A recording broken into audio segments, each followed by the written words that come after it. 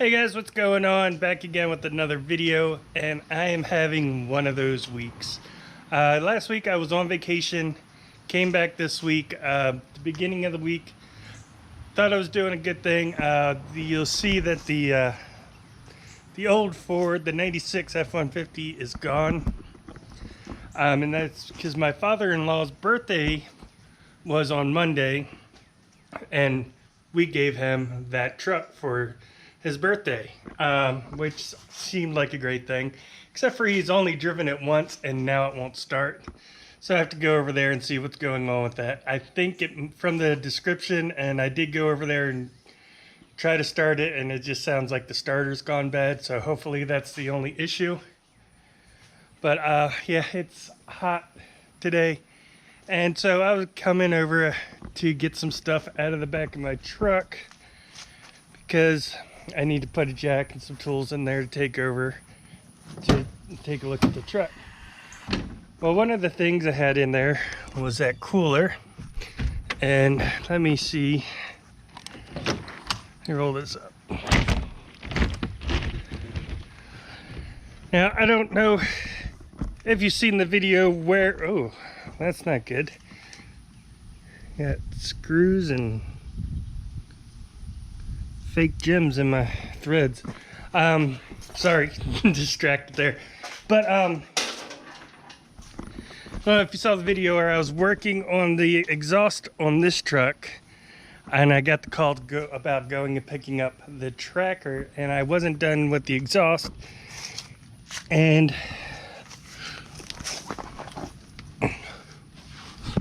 what I had gotten done was up to this pipe, which was shooting straight up to the bed of the truck. And well, it just so happened that that cooler was sitting in that same exact spot. The combination of this cooler resting on top, the bed rug, and the exhaust of a 3-hour drive shooting right up to the bed and heating it up melted the bed rug to the bottom of the cooler. So that's fun. I went to pull that out and it was completely stuck. Thought it was Velcro or something, but no, the bed rug actually melted to the cooler. So had the exhaust been fixed completely, that wouldn't have happened. Or probably if the cooler wasn't sitting right on top of there at the time, it would be fine. But apparently the combination of a hot exhaust and a little bit of weight on top of a bed rug will cause it to melt. So yeah, like I said, man, having a great week. Melted the bed rug. I thought I was doing a good thing giving away the truck, and then now that truck's not working. So fun times. Let me go ahead and get this out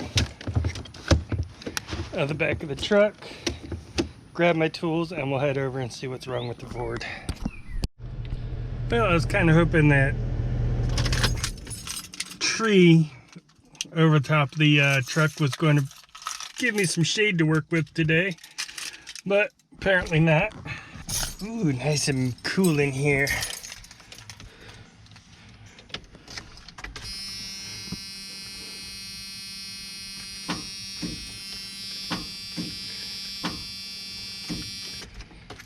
Yeah. Nothing's changed. Still think it's the starter, so I'm gonna pull that out and take it take it over to AutoZone, have them test it and see what they say.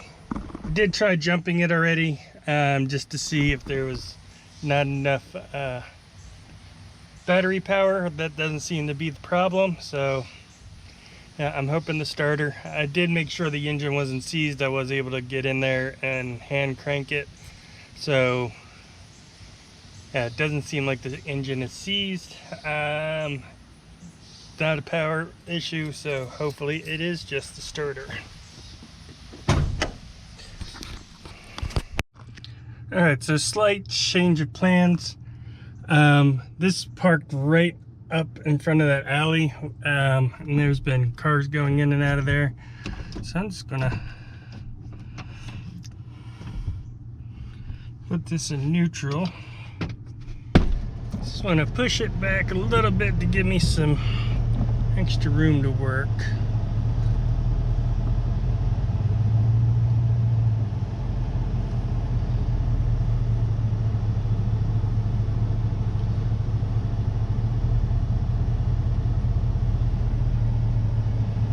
Beautiful.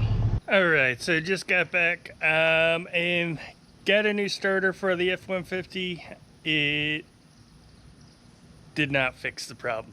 Well, it changed the problem. Before, the starter was engaging, but it wasn't spinning. Didn't seem to have enough power to spin it.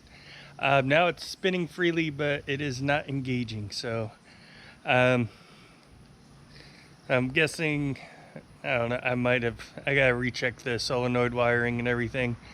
But it got a little too warm. I came home and took a break, cooled off. And I wanted to get some stuff done on the tracker. I did do my first attempt at welding. It was not pretty, but it got the job done. That's a little bit of Bondo in there to smooth everything out, but you know, that looked like this side over here, which I'm about to dig into now. I need to, get the angle grinder out and clean up all the edges, make sure there's no paint on there, and do the same. I just got some scrap metal, and you can see here where I was practicing welding. Now, one thing, I'm glad I did get this welder from Harbor Freight. I was just going to get a flux core welder. Figured that's all I would really need. I didn't want to mess around with gas or anything. And when I first started practicing, I was practicing with thicker metal, and everything worked great.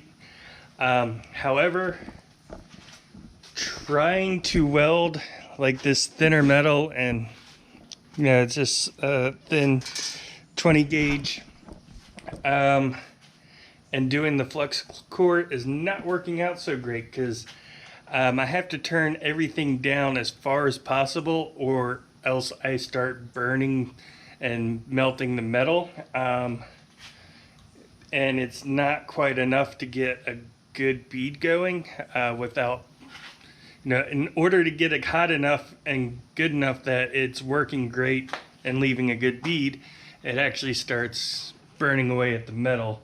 So I don't know if any of you are out there that are welders, maybe you know better than me, maybe that there's a setting, but I've been messing with the settings and I haven't been able to get it.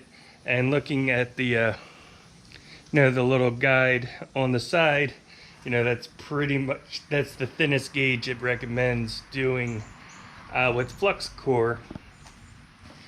And so I think I am actually going to have to get some gas and do it with the MIGs. That's why I'm glad I got that, which is the flux core or the MIG welder, and do that, because then I can do, according to the chart, do thinner metals. But I'm going to give this side a shot and see how that goes with the welding, and then figure out if I want to go get gas or if I can actually pull it off with a little more practice with this thinner metal.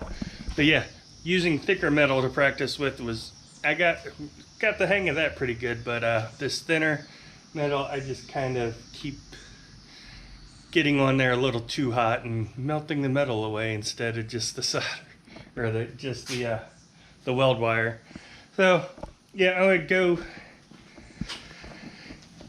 start sanding this up, cut out another piece of metal, and go from there. So I got this cleaned up, still gotta finish up, but enough to give me my hole size, which I just put this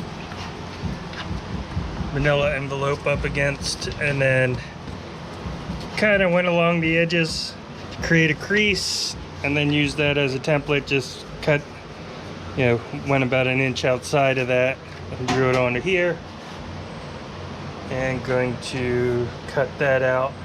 Alright guys, so it's been a couple of days. Did get the F150, the 96 F150 running. Left the keys with my mother-in-law and came home and got a call later that night that when my father-in-law got home, he went out to the truck, tried to start it, and it would not start again. So I do need to go back over there and take a look at that. Once again, not sure what's going on. I think the truck just does not like him. Meanwhile, I've been trying to clean up the garage a little bit, which it probably looks more of a mess than it looks cleaned up, but trying to get things organized a bit better. While I've been waiting for parts to come in, I've gotten quite a few parts in, but I still have quite a few that I'm waiting on. The ones I'm waiting on the most are the ones that are taking forever to get here. I've ordered the manual locking hubs.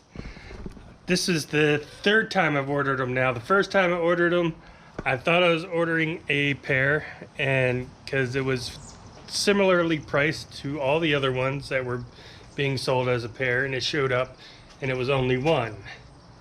So I sent that back, ordered a different pair that said they would fit this car, truck, whatever you want to call it, a head tracker. And they came, tried to install them, they did not fit. Then went back, looked at the notes. There was a small note. It said it did fit this car if it had a Dana 44 front solid axle swap, which, so in other words, it does not fit this car. So I sent those back, and now I'm waiting on the third pair.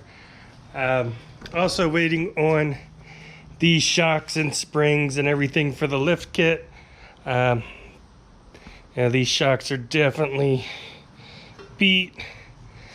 I did get the front rotors, front brakes all changed out, but I haven't put anything back together because, well, I want to get everything replaced while I got it all torn apart. Did get something pretty cool. Auxbeam reached out wanting to do a sponsorship, and they sent me some LED light bulbs.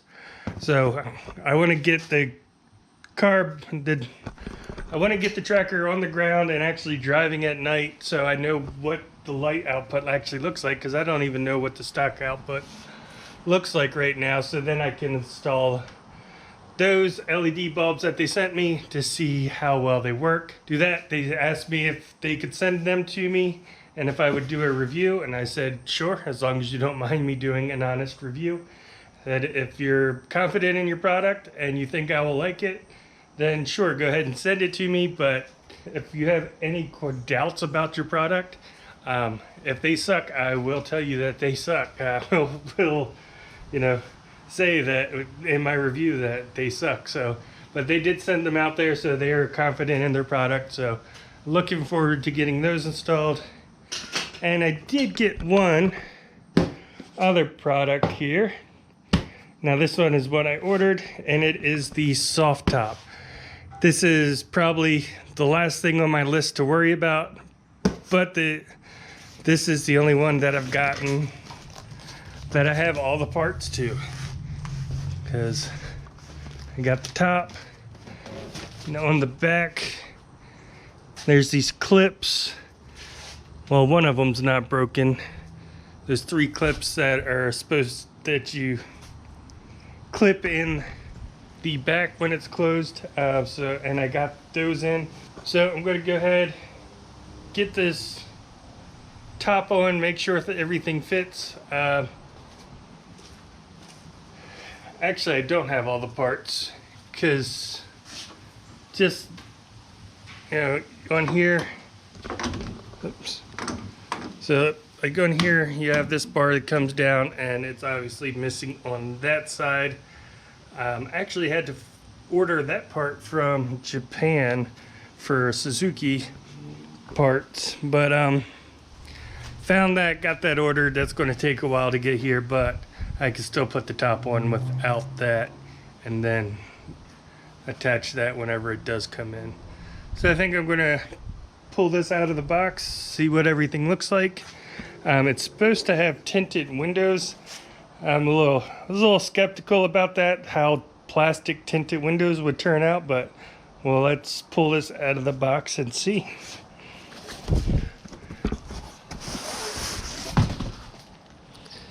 Let's just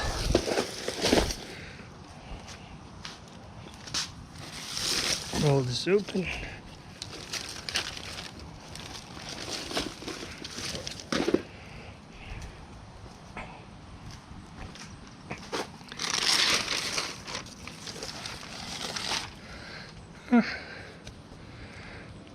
Actually doesn't look too bad. Now this is the back flap, and there's a bar that goes across there, so I do have that bar in the old top still, so glad I held on to that.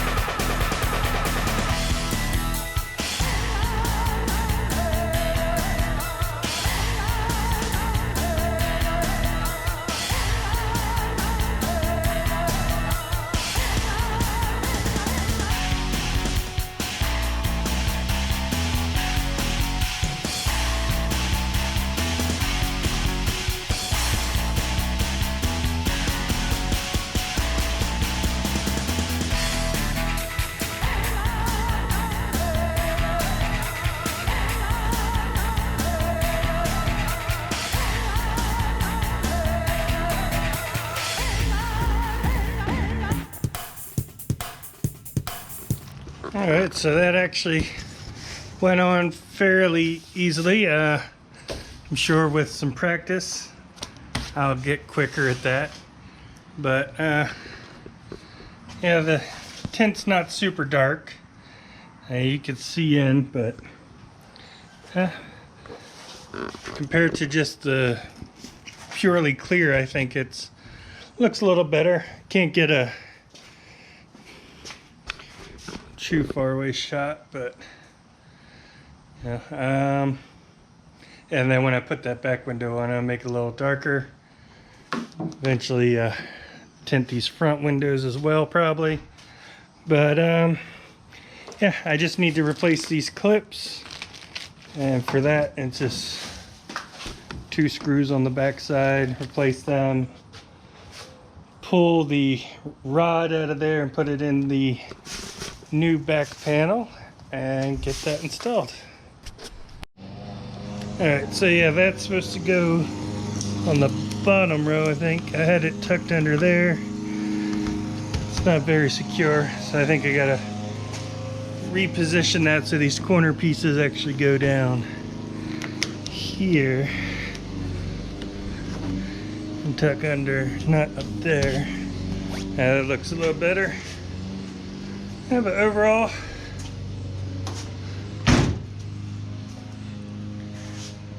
it's a pretty good snug fit. And from the inside looking out, looks fine. Leave it on there, let it stretch out, get formed, get some of the wrinkles out here. Yeah, it has a top now. So really happy with this, actually. You know, it was an Amazon purchase. It was pretty cheap. I wasn't sure how it was going to turn out because there weren't many reviews, but I'm pretty happy with it. Now, as far as inside, you see I got the 2 corners done there, and I started removing the rust in here, and I realized that I'm gonna have a heck of a time trying to bend the metal over these bumps and ridges, get everything matched up. So I just ordered all new floor pans for this, so I'm waiting for those to come in so I can see exactly where I can cut out to replace that, and I'm just going to replace the floor pans completely. So those are on order. right now I'm just waiting on parts. And I tried to get the car, I tried to get it registered. I still have an Illinois plate on there. I tried to get it registered and I can't, because they need, since it's an out-of-state car, they need to do a VIN check on it and physically see the VIN on the car, make sure it matches the title and everything, which kind of hard for me to get it to the DMV right now. So now, not only do I want to get the car on the road just so I can enjoy it, but I also need to get it on the road just so I can get it registered. Yeah, that's where we're at with that. Thanks for watching. I know this video is a bit all over the place.